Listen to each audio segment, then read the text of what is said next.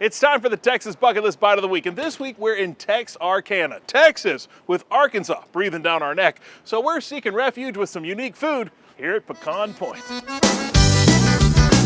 The northeastern corner of the Lone Star State is an interesting blend of many states coming together to make one major melting pot. And this all comes together in Texarkana, sitting right on the state line. I was born on the Arkansas side. Oh, you admit that? As soon as we could get out of Arkansas, we were in Texas. Bill Skurlock didn't have an option to be born in Texas because back then, the hospital was on the Arkansas side. But he did have a choice on where to open his business, and he chose Texas. But he's not far from the border. Right down the alley, it's 1 block. And that's Arkansas? And that's Arkansas. It's kind of funny, Arkansas is down the alley from here. You looking for Arkansas? Go down the alley.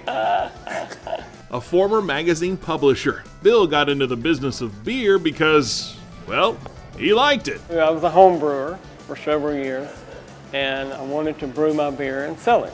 That's simple. I wanted to share it, but I also wanted to sell it. I thought it sounded like a cool thing. But in order to get into the beer business, he had to jump through some hoops. And in a town like Texarkana, that can be tricky. All these rules. And the rules are awful. But this is where the bandit came to get the Coors Light, I mean.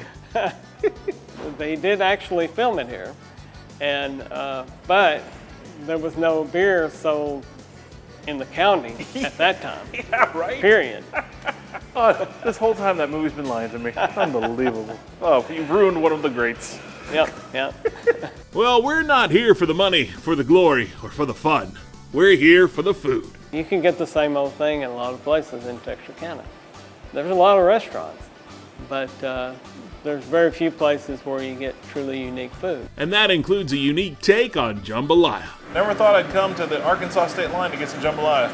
Yeah, it's not your traditional jambalaya. It's kind of our twist on it. So we like to do food that's familiar but different. Samantha Tompkins is the executive chef, and she got things started by throwing onions, bell peppers, and cherry tomatoes in a skillet with a bunch of butter. Wow, that is a lot of vegetables in a little pan. Look at all that. Is that going to cook down and kind of become like a sauce then? Oh yeah, for sure. Oh, nice. Being so close to 4 different states, Samantha is used to getting all sorts of opinions when it comes to her cooking. There's a lot of different people that come in here with all kinds of different perspectives. I've got a guy that grew up in Louisiana. His grandpa had a restaurant in New Orleans, and so a lot of the times when I'm cooking more Cajun-leaning food, I'll give it to him to try. I'm like, what do you think of it? He's like, oh, well, it's not blah, blah, blah. I was like, I'm not trying to do traditional, just, is it good? Yeah, it's good. Oh. In comes the Creole seasoned catfish. And we're blackening this? Yes. So it's going to get hot and heavy? Mm-hmm. All right. The veggies get some white wine and seasoning before moving on to our other proteins, shrimp with pork and alligator sausage. I like using this instead of the traditional like andouille sausage. Okay.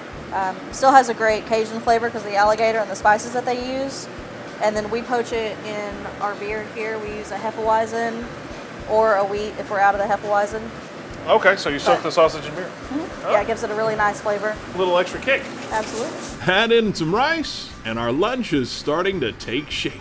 Now it's starting to look like a jambalaya. Right. People are going to look at you crazy if you tell them this is jambalaya, but it's our version. Yeah. It's the secret version. It's definitely unique with them big old tomatoes. Oh, yeah. And I love using the fresh tomatoes instead of like a canned tomato for the sauce. It's a little nicer. Sure.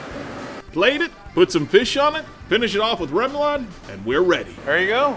Jambalaya in Texas on the Arkansas state line. So here we have the unique combination of blackened catfish with jambalaya, a unique take on jambalaya with some big tomatoes, onions, and peppers, and that piece of blackened catfish. Here's to a crazy combo of cultures right here on the state line.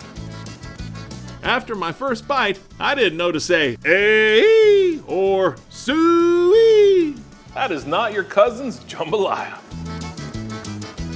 Food is really phenomenal. Just a really different infusion of flavors with that pork and gator sausage, those shrimp, and that blackened catfish. The kitchen does a marvelous job. And the sauce definitely holds this thing together.